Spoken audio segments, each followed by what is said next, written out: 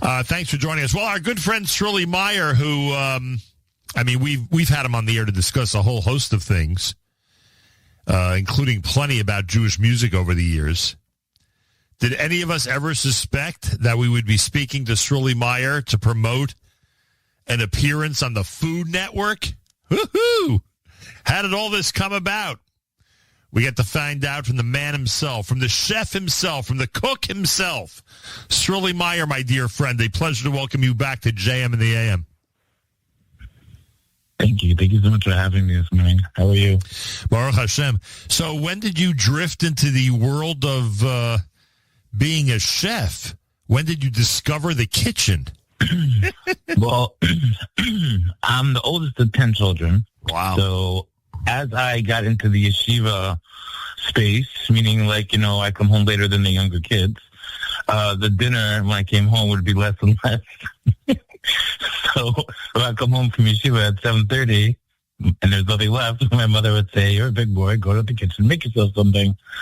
So I always loved cooking. I cooked from a very young age. It was just something that I did on the side. I never thought about it in any way, shape, or form as anything other than just I can make myself something to eat if I need to. But then about 6 years ago, I was posting my food on my personal page, and I don't know, I just felt like nobody wants to see it, so I stopped. And some people reached out to me and they said, "Why'd you stop posting your stuff? I liked it." So one person in particular said, "Just make yourself a different page, like a food page, called Sruly Cooks." So I was like, "Okay, fine." So I did that, and, I'm close to about 25,000 followers now, and I like to use that as an outlet for my cooking creativity side of me, so to speak. I like to write recipes. I post videos of myself making the food, and I also do, local stuff or even from New York or anywhere else. Is this exclusively on Instagram or other platforms as well? I try to post it to YouTube as often as I can. I'm not so good about that, but it's also on TikTok and Facebook and all those other places. Oh, wow. But it pushes through Instagram the most. It seems that where I've had the most positive response and engagement. I'll tell you something funny, random story. It just came into my head that during COVID, when everyone was posting TikTok videos, I decided I was going to post, there was a pizza trend at the time. People were making easy, at-home COVID pizza, whatever you want to call it. Right. But I had very little ingredients and I wasn't going out. So I used a homemade crust and a can of pizza sauce and some shredded mozzarella. It didn't look amazing, but I figured, it was those early days of COVID, of TikTok COVID. So I posted it. The video blew up. I got 11 million views. Oh, my gosh. But not in a good way. What were they upset about? Everybody was just this is called pizza? Oh, that's funny. That is funny. What a way to cater up. I would rather eat soap water than eat this. Or, how creative the internet is. I could say that again. Sruly Meyer's with us. Sruly Cooks on Instagram. He's on all the different social media platforms. 25,000 followers. We know him, of course, not only a dear friend of ours for many, many years, but one of the authorities on Jewish music. Now he has added to his repertoire by being a cook, a chef, and getting plenty of recognition, which leads to the next part of the story. Sruly Meyer apparently is going to be making an appearance. Maybe it's happened already and it just hasn't aired. I don't know. We'll find out in a second. Is going to be making an appearance on the Food Network. Sruly, tell me about this. So about, I guess in October or in September, October time, I got a message from somebody on my Instagram, and I just was sure thought it was spam. And it was just "Hey, we love your page, and we want to know if you want to apply to be on a show on the Food Network." And I was like, "This is spam, right?" But I actually knew that it wasn't spam because someone reached out to me a couple of years before and asked me if I want to be on a show, and I actually interviewed and almost went on the show. But then towards the end of the interview process, they asked me when it was going to be. I asked them when it was going to be, and they said October, which obviously it was going to be Rosh Hashanah Yom Kippur. Right. So I had to say I couldn't do it, which was, sad, but it is what it is. This is what, Hashem has his own calendar.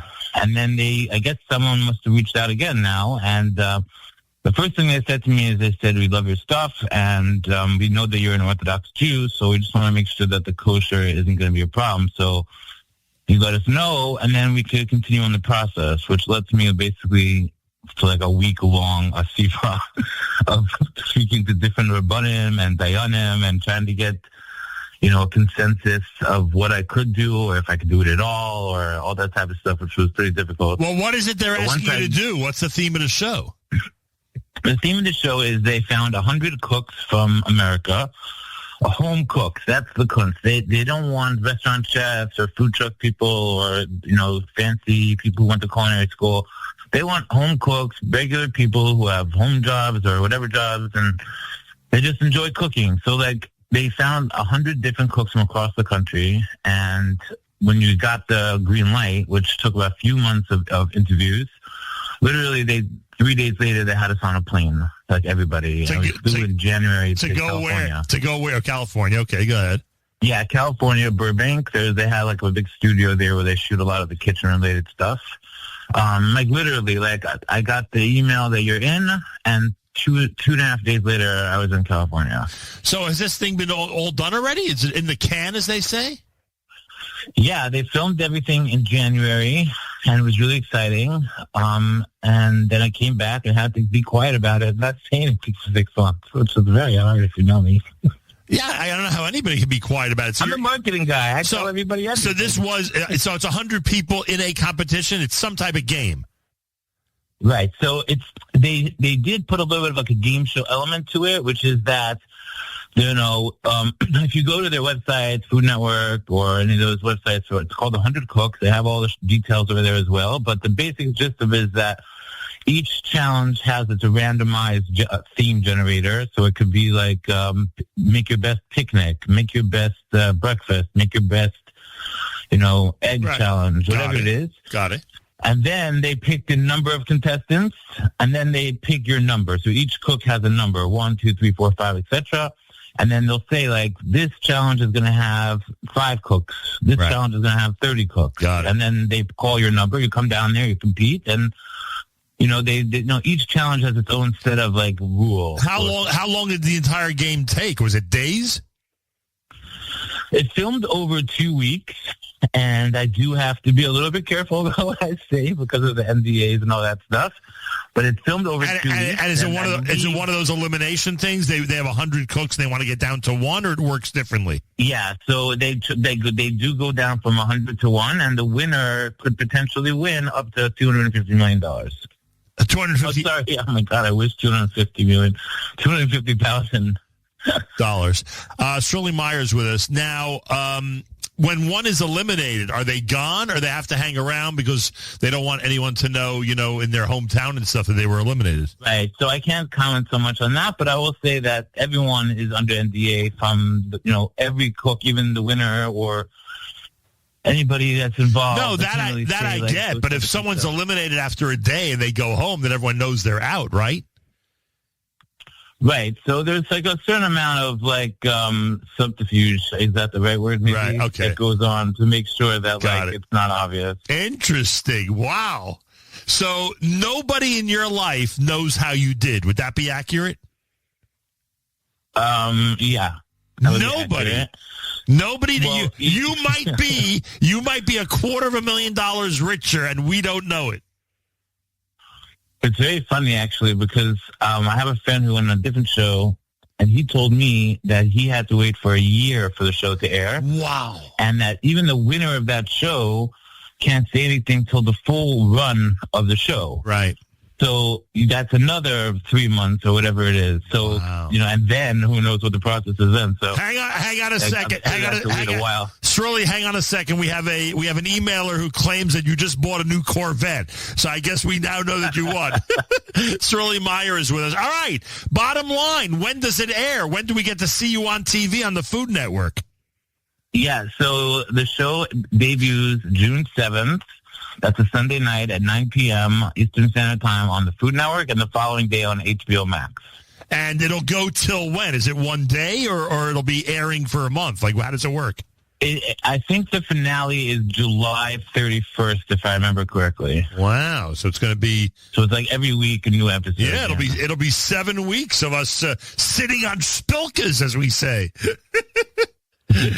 Your friends are gonna be rooting you on for an entire Sphera for 7 weeks. Yeah, exactly. Having my own sphere. All right. There you have it, folks. Excuse me.